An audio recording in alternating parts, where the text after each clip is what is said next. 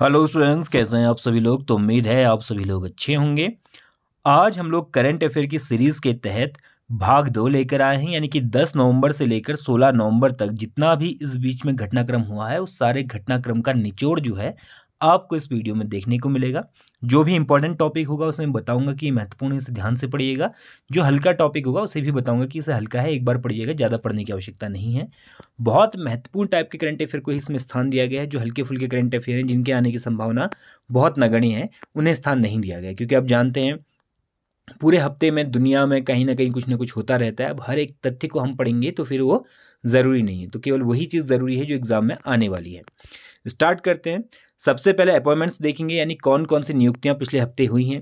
सबसे इंपॉर्टेंट है जस्टिस संजीव खन्ना की नियुक्ति। जो ये जस्टिस संजीव खन्ना की नियुक्ति है ये आपके लिए इम्पॉर्टेंट है, जीएस के लिए भी। जीएस के लिए क्यों इम्पॉर्टेंट है? क्योंकि जीएस में आपसे पूछा जा सकता है कि जो सीजेआई होता है उसकी नियुक्ति कौन करता है, या सीजेआई जो है उसकी नियुक्ति कितने समय के लिए होती है, आदि आदि। जो भी पॉइंट आपके करंट अफेयर में इंपॉर्टेंट हैं वो सारे के सारे आपके लिए जीएस में भी इंपॉर्टेंट है। तो जो लोग मेंस की परीक्षा देने जा रहे हैं या आने वाले प्री की परीक्षा की तैयारी कर रहे हैं तो वो एक बार इस बार राज्य व्यवस्था में यानी कि पॉलिटी में सही से सीजीआई वाले चैप्टर को पढ़ लीजिएगा। तो जस्टिस चंद्रचूड़ का इन्होंने स्थान लिया है। बहुत सारे महत्वपूर्ण केसेस में इन्होंने इन्वॉल्वमेंट दिखाया अपना, जिसमें से धारा 370 वाले केस में भी ये संबंधित थे। वीवीपैट जो एक केस है उसमें भी ये संबंधित थे। तो बहुत सारे केसेस में, इंपॉर्टेंट केसेस में ये संबंधित रहे हैं। डॉक्टर जो जस्टिस खन्ना है, जस्टिस खन्ना का कार्यकाल 13 मई 2025 तक रहेगा और उसके बाद इन्हें चेंज कर दिया जाएगा। इन्हें राष्ट्रपति द्रौपदी मुर्मू ने शपथ दिलाई थी। तो कौन शपथ दिलाता है सीजीआई को? राष्ट्रपति दिलवाता है। तो इस बार बड़ा बढ़िया टॉपिक है, पढ़ लीजिएगा इस टॉपिक को अच्छे से। 51वें है, ये भी याद रखिएगा।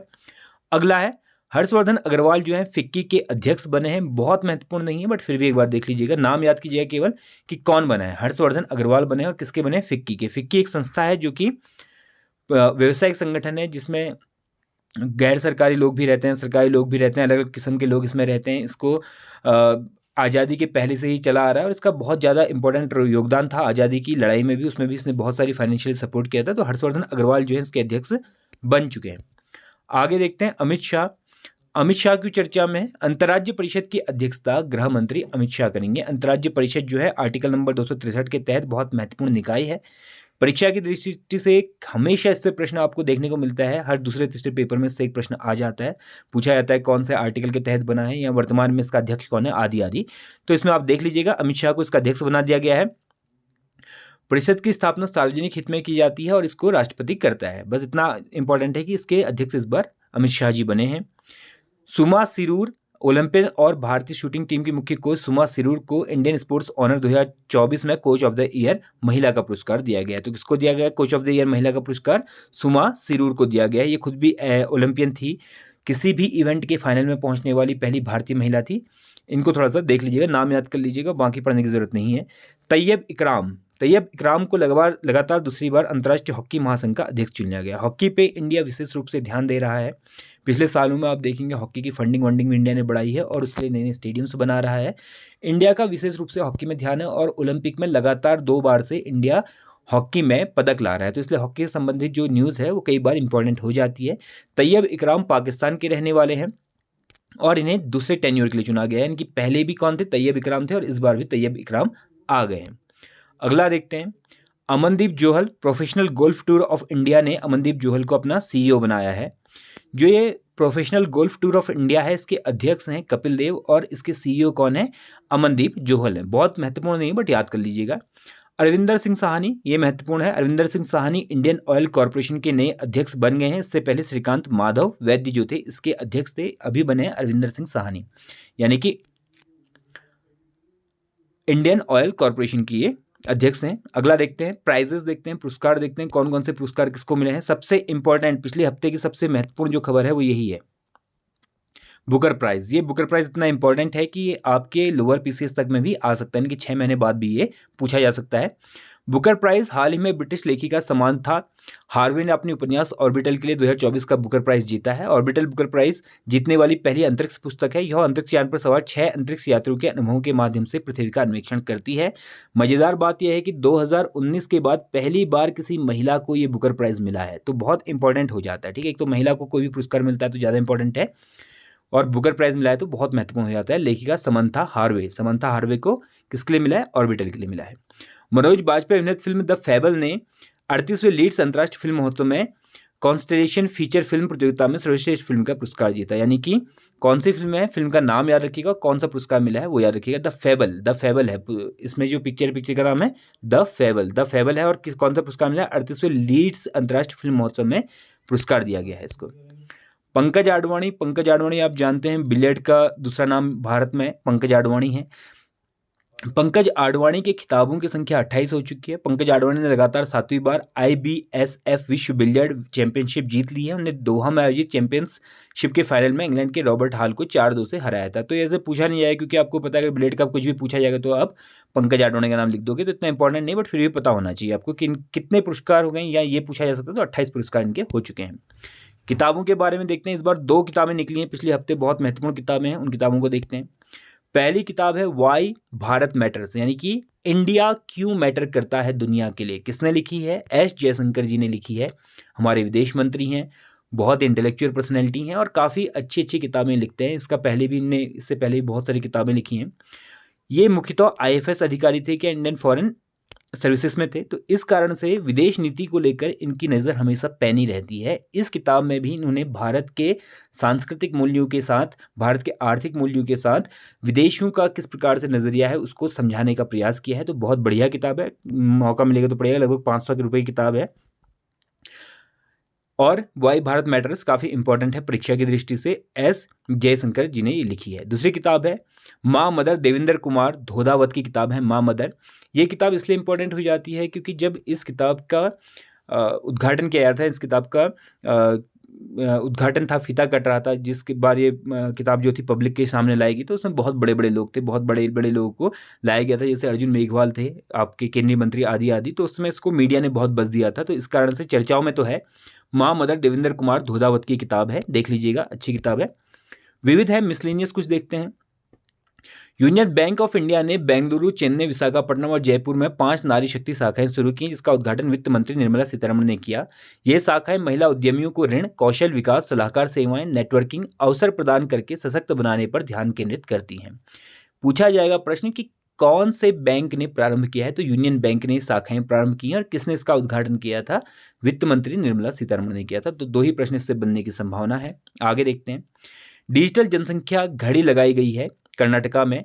ISEC और केंद्रीय स्वास्थ्य एवं परिवार कल्याण मंत्रालय द्वारा देश भर में 18 जनसंख्या घड़ियां लगाने की परियोजना है, जिसमें पहली बेंगलुरु में लगाई जा रही। जनसंख्या घड़ी का मतलब ये है कि शहर की जनसंख्या किस प्रकार से बढ़ रही है, उसके बारे में आपको एक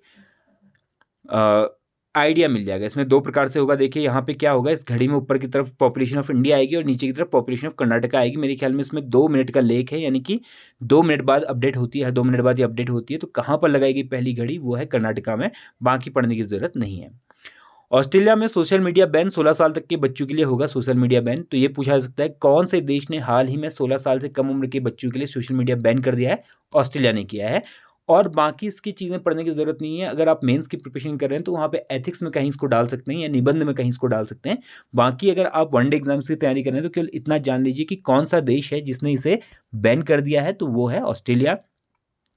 भारत ने पहला अंतरिक्ष अभ्यास 2024 शुरू किया है। आपने देखा था कि हाल फिलहाल में बहुत सारी बातें हो रही थी कि जो अंतरिक्ष से आने वाली लड़ाइयाँ होंगी वो अंतरिक्ष में लड़ी जाएंगी, यानी कि अंतरिक्ष में ही आपस में एक दूसरे को नुकसान पहुंचा जाएगा। उसी के परिप्रेक्ष्य में भारत ने पहला अंतरिक्ष अभ्यास 2024 शुरू किया है। यह पहला है, इसलिए इंपॉर्टेंट हो जाता है। यह पहला टेबल टॉप जमीन के ऊपर अभ्यास था, जिसका उद्देश्य अंतरिक्ष युद्ध के क्षेत्र में भारतीय सशस्त्र बलों की रणनीतिक क्षमता को मजबूत करना था। प्रतिभागी रक्षा अंतरिक्ष एजेंसी और तीनों रक्षा सेवाओं के कार्मिक थे। विशेषज्ञ शाखाएं जैसे रक्षा साइबर एजेंसी, रक्षा खुफिया एजेंसी और सामरिक बल आदि भी इसमें लगे हुए थे। इसरो, रक्षा अनुसंधान विकास संगठन, DRDO और शैक्षणिक संस्थानों के प्रतिनिधि इसमें शामिल थे।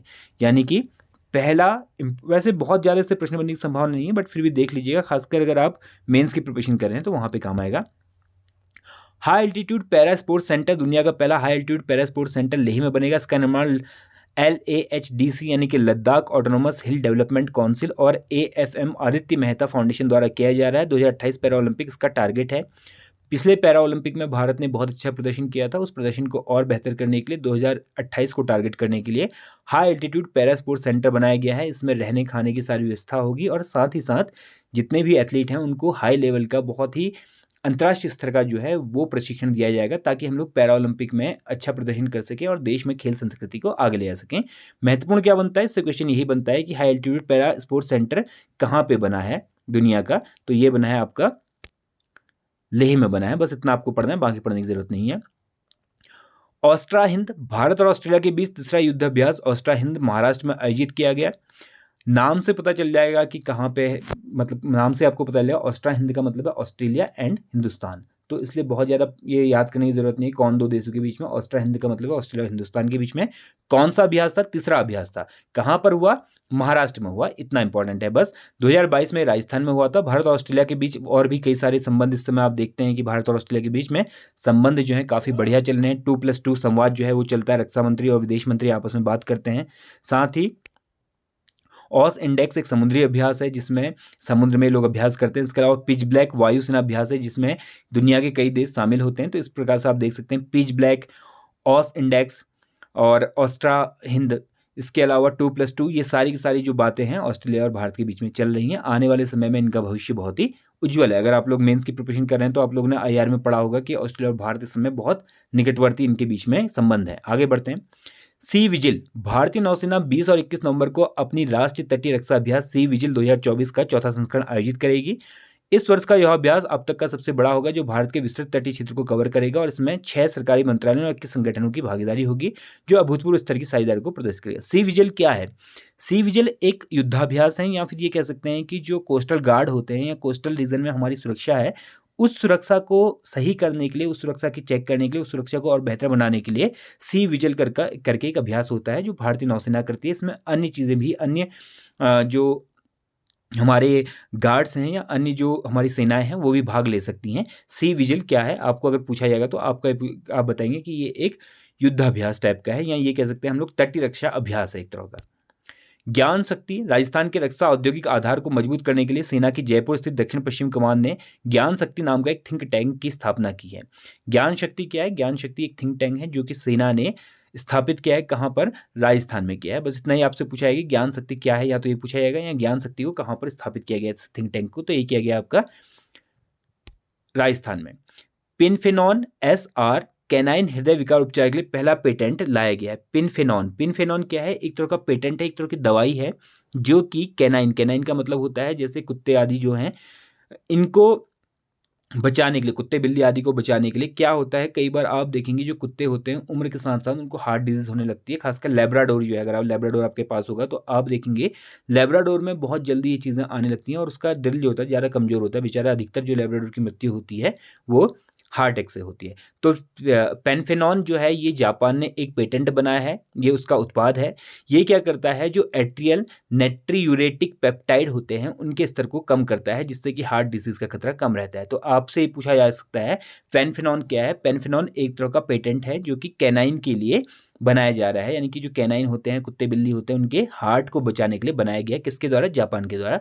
तो इंपॉर्टेंट क्या है, पेनफेनॉन क्या है, पेनफेनॉन क्या है और किसने बनाया है? जापान ने बनाया। क्यों बनाया है? हृदय को बचाने के लिए कैनाइन से। दुबई अंतर्राष्ट्रीय हवाई अड्डे के पास पहले हवाई टैक्सी वर्टीपोर्ट के निर्माण को मंजूरी मिल गई है, जिसमें दुबई शहरी हवाई परिवहन की पेशकश करने वाला पहला शहर बनने की दिशा में आगे बढ़ रहा है। आप जानते हैं कि हवाई टैक्सी का बहुत समय से बात चल रही थी कि ऐसी टैक्सी जो हवा में उड़ सकेंगी।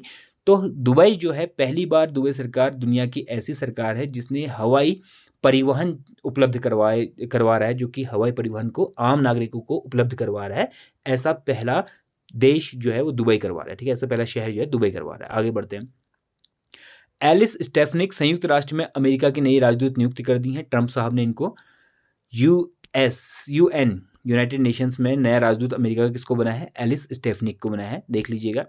प्रमुख दिवस, कुछ दिवस भी बनाए गए थे पिछले हफ्ते, जिसमें था विश्व टीकाकरण दिवस 10 नवंबर को, शांति और विकास के लिए विश्व विज्ञान दिवस 10 नवंबर को, राष्ट्रीय शिक्षा दिवस नवंबर 10 को बनाया था मौलाना अबुल कलाम आज़ाद। तो ये सबसे इंपॉर्टेंट है, बाकी याद नहीं भी होंगे तो उसको याद कर लीजिएगा।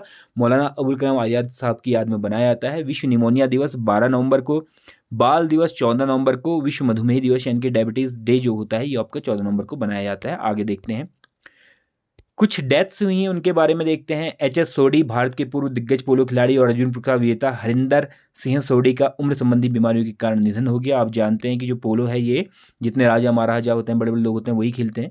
काफ़ी रिस्की गेम होता है और इसमें एच.एस. सोढी जो थे आज तक के सबसे बड़े खिलाड़ी माने जाते हैं पोलो के, तो इसको आप देख लीजिएगा।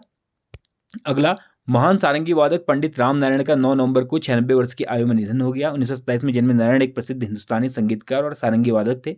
उन्हें प्रतिष्ठित पद्म विभूषण संगीत नाटक अकादमी पुरस्कार से सम्मानित किया गया। तो पद्म विभूषण है, बहुत बड़े स्तर का एक व्यक्ति होता है, इसको पद्म विभूषण मिलता है। तो पंडित राम नारायण को याद रखिएगा। क्या करते थे राम नारायण जी? राम नारायण जी सारंगी बजाते थे, इनको पद्म विभूषण मिला है। तीनों चीज़ें इंपॉर्टेंट हैं। पहला, राम नारायण जी क्या थे, किस फील्ड से रिलेटेड थे और उनको कौन सा पुरस्कार मिला था। दिल्ली गणेश, ये आपने देखे होंगे, यदि आप साउथ की फिल्में देखते हैं तो उसमें दादाजी वादाजी का रोल करते थे और लगभग 400 से अधिक इनने फिल्में की हैं। इनका नाम दिल्ली गणेश है, तमिल एक्टर हैं। मोदी जी ने भी इनके बारे में ट्वीट किया था। काफ़ी बड़ी हस्ती हैं, काफ़ी मझे हुए कलाकार थे। इनका 80 साल की उम्र में निधन हो गया। इनके निधन के कारण वही थे, उम्र संबंधी परेशानियों से जूझ रहे थे।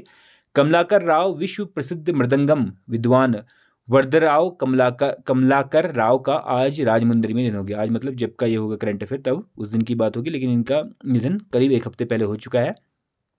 इन्हें संगीत नाटक अकादमी पुरस्कार मिला था, राष्ट्रपति पदक से भी नवाजा गया था। तो नाम याद रखिएगा, कमलाकर राव। कमलाकर राव किससे संबंधित थे? मृदंग बजाते हैं, ये जो इंस्ट्रूमेंट है इसको मृदंग कहते हैं। मृदंग बजाते थे, काफ़ी फेमस थे, मतलब आज तक के सबसे बेहतरीन मृदंग वादक यही माने जाते हैं। महेंद्र सिंह मेवाड़ राजनीतिज्ञ थे, बीजेपी से जुड़े हुए थे और सांसद रहे कई साल तक। उसके अलावा सामाजिक गतिविधियों में भी बहुत इनका रोल था। इनका निधन हो गया। उसके बाद बहुत मतलब राजस्थान में उसके बाद जो बीजेपी कार्यकर्ता थे या जो मोदी जी थे उनने भी ट्वीट किया, बहुत सारे लोगों ने ट्वीट किया। काफ़ी बड़ी हस्ती थी, काफ़ी माना जाता है कि जो महाराणा प्रताप थे उनके वंशज ये थे, तो मेवाड़ में रहने वाले थे, इसलिए इनके नाम के पीछे मेवाड़ लगा था, महेंद्र सिंह मेवाड़। तो ये कुछ घटनाक्रम था पिछले हफ्ते का। अगले हफ्ते फिर मिलते हैं। यदि आपको ये सीरीज अच्छी लग रही है तो ज़रूर कमेंट करके बताइएगा, ताकि और भी बढ़िया कंटेंट लाने का हम लोग प्रयास कर सकें। जल्द ही मिलते हैं नई वीडियो के साथ। धन्यवाद।